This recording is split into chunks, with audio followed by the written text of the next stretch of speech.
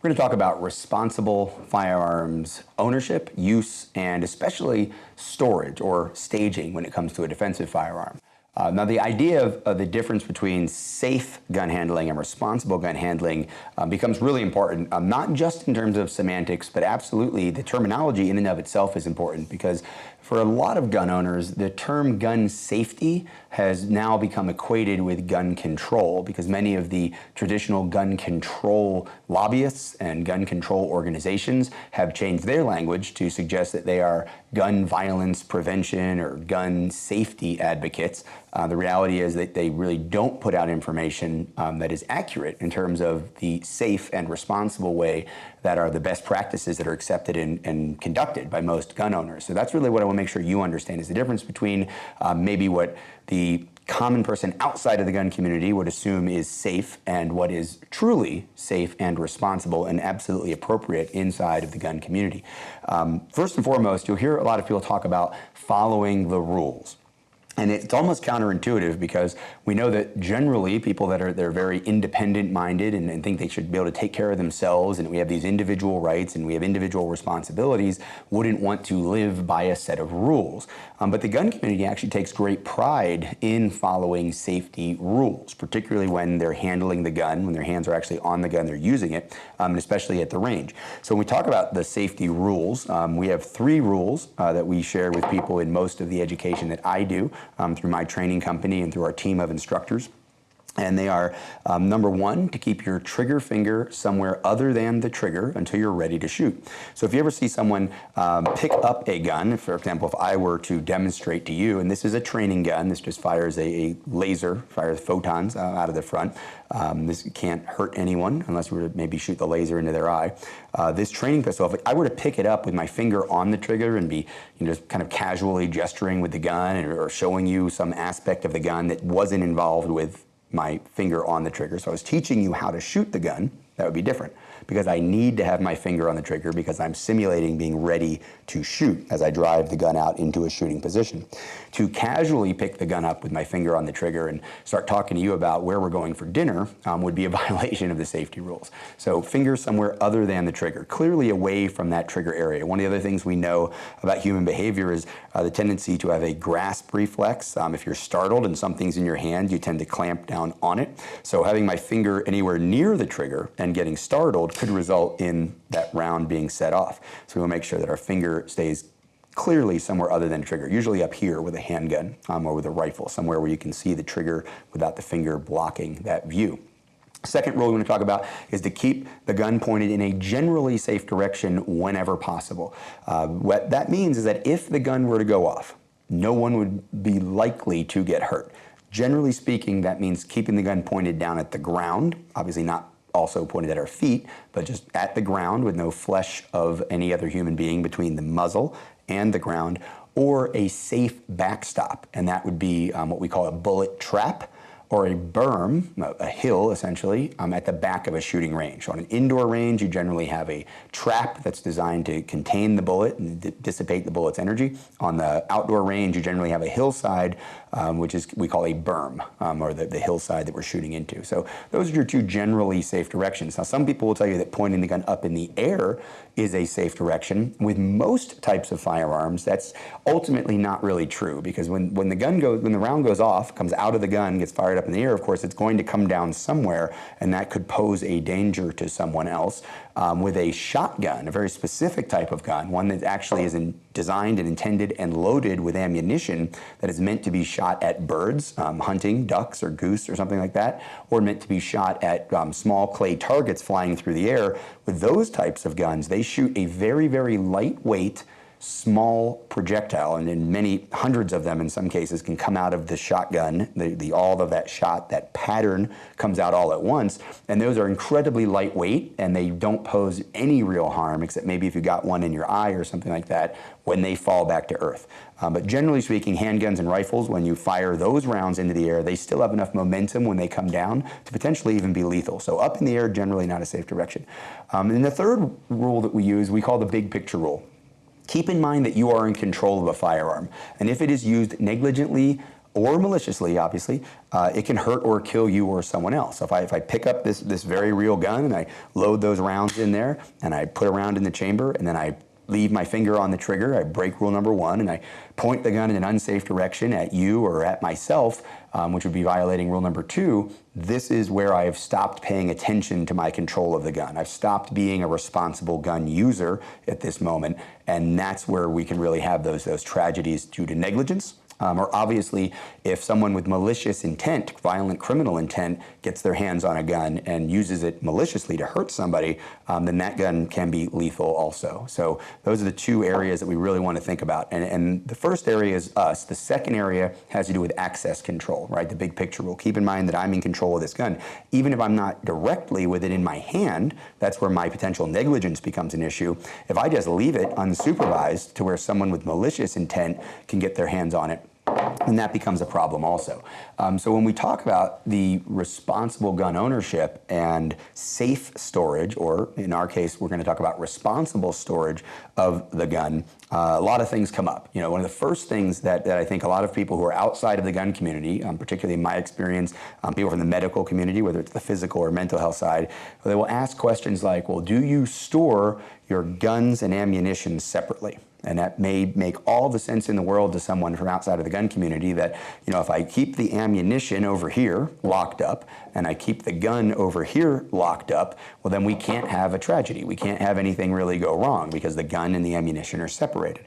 Well, we have to go back to one of the really important facts about gun ownership in America today is that the vast majority of people own guns, or at least own a gun, for defensive purposes. So the idea in their head behind the ownership is that if someone tries to break into their home or violates the space in their workplace where it's employees only and they want to hurt the employees, or maybe even if there's a workplace violence incident, that quickly accessing the gun and having it ready for use will allow them to regain control, to protect themselves and those that they care about using the firearm. So if the gun is locked up over here and the ammunition's locked up in another room, getting them together and preparing the gun for use could take far more time than would be reasonable in any plan to use the gun for defense. So right away, you know, the vast majority of gun owners with at least one of their guns, the gun that they've designated for personal defense, workplace defense, or home defense, to suggest that they store it separately from their ammo is on its face illegitimate. It's just not a valid recommendation. The good news is there are plenty of alternatives for responsible storage to be able to access a gun that either is loaded or can be loaded very quickly and brought into use. And we'll get to that here in a second. I want to talk about the importance of the difference, the understanding the difference between storing and staging a firearm. So if this were my hunting gun, you know, and I have another gun here, say this gun is right now, if I take this light off of it, it would be very reasonable for me to tell you that this gun is a competition gun. It's set up with a red dot sight. It's a very large gun. It's got a long slide. It's got a lot of weight out in front of my hand, so it's going to be very easy to shoot fast. It holds a large number of rounds, which is very important in many competition settings. And again, it has this red dot sight, which is very, very helpful for aiming the gun in competition environments. So this is my competition gun. I don't rely on it for home defense, don't rely on it for personal defense.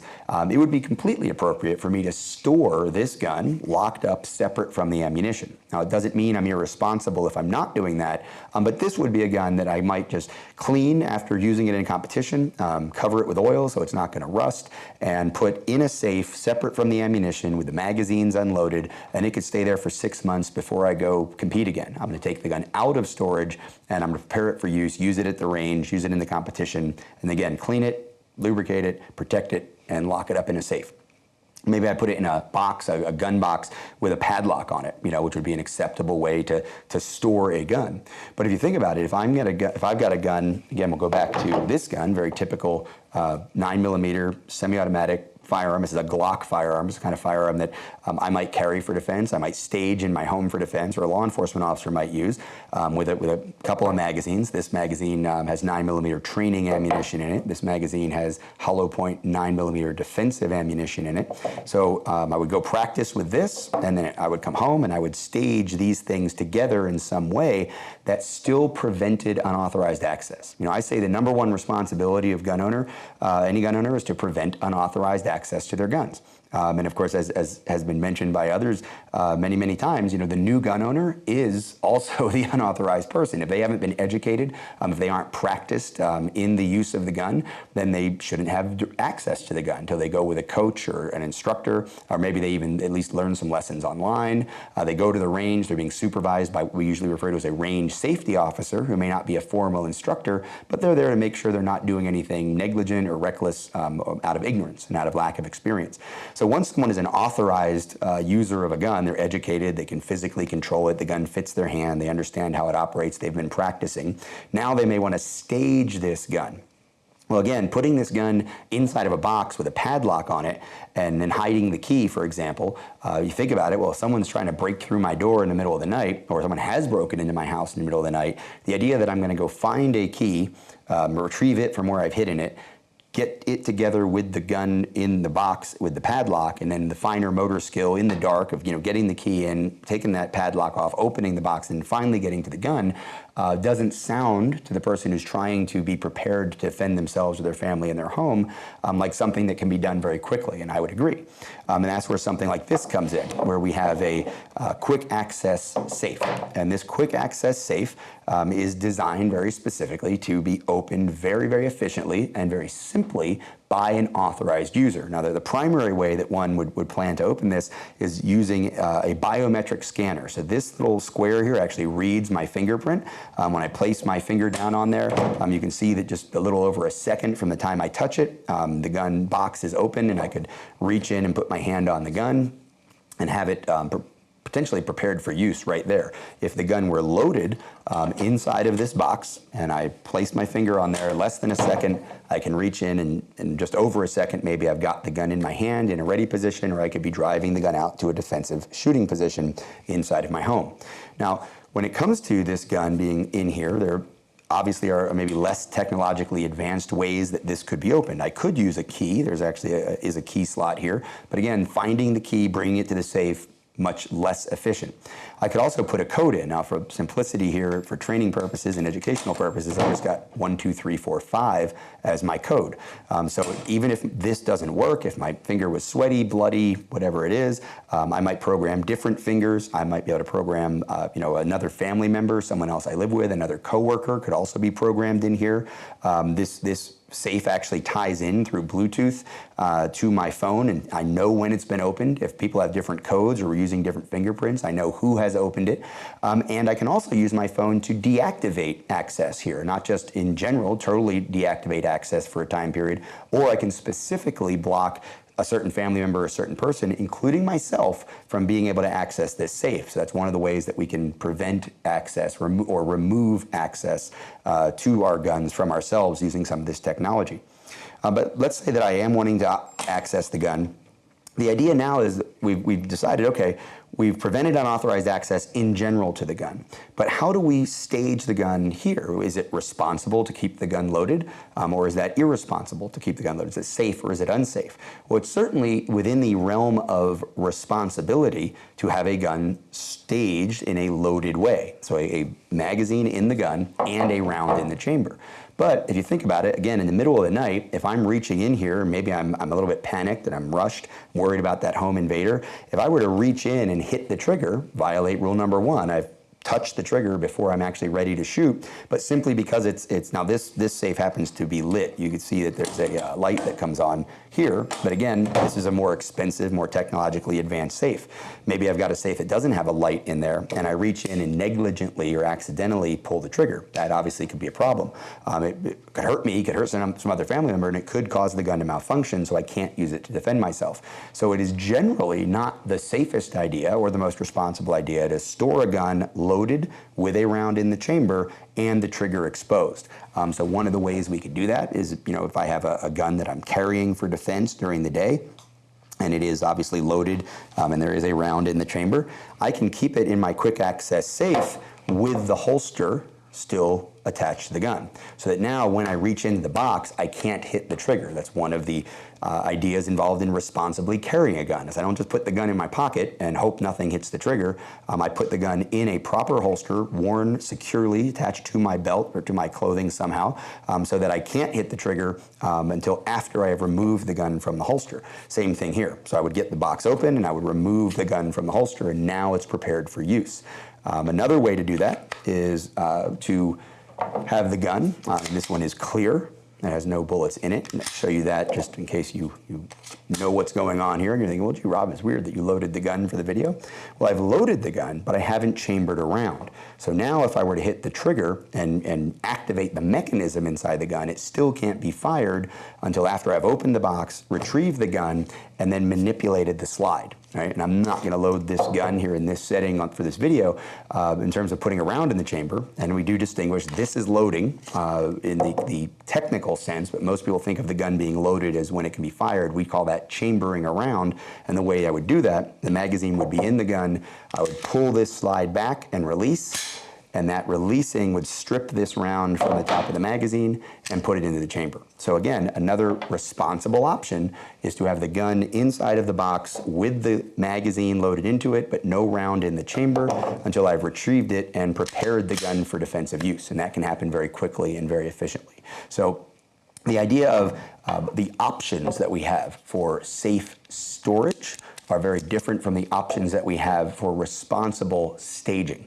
And that's why the terminology is important. And again, understanding why someone primarily has a gun and the fact that they may have many different guns for many different reasons, but acknowledging legitimacy of the defensively staged gun is important to understanding responsibility. Now, when we talk about it, one of the other things I want to talk about is something that is not very widely known outside of the gun community, is that every single new gun that's sold in the United States of America for a long time now has had a lock sold with it. One version or another of a lock comes with every single gun from every manufacturer inside of the gun community. And even used guns, quite often from responsible retailers, are sold with some kind of a lock. Traditionally, it's a very cheap but very effective cable lock. And that cable lock, especially for handguns, gets fed through the barrel of the gun.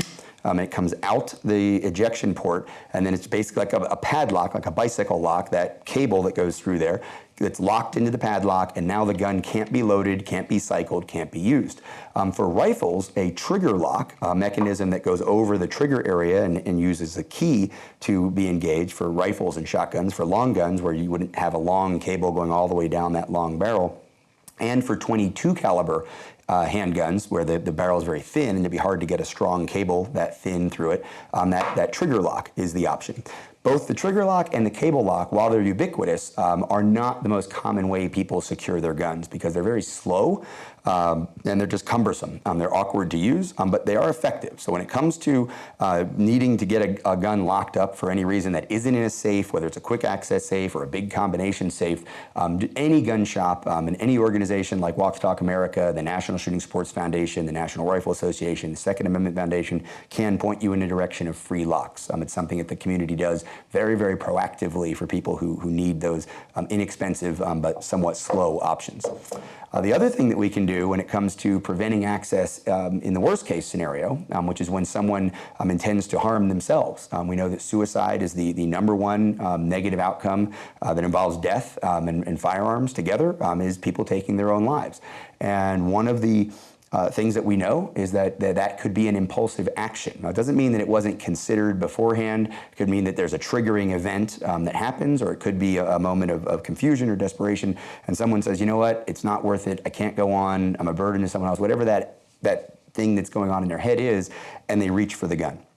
And we know if we can interrupt that cycle when someone is trying to take their own life, whether it's jumping off a building, jumping in front of a train, or potentially shooting themselves with a firearm, that they generally have access to, if we can interrupt that cycle, we can potentially save a life and have time to intervene in the longer term. And we also obviously know that most people who do attempt suicide in any legitimate way and quote unquote fail at taking their own life, they generally don't try again. And we have many, many stories and studies have been done on that. So we talk about the idea of causing a pause. It's one of the big programs that we run at Walk Talk America. It's a very simple program. It's a voluntary program. It's something every gun owner can do, is they can set their gun up, the gun that's ready to go, the gun that's loaded for defensive use, the easiest gun for them to get to and fire in an emergency situation, well, obviously that's a gun that they could get to and fire in a moment of confusion or desperation, an impulsive suicidal moment.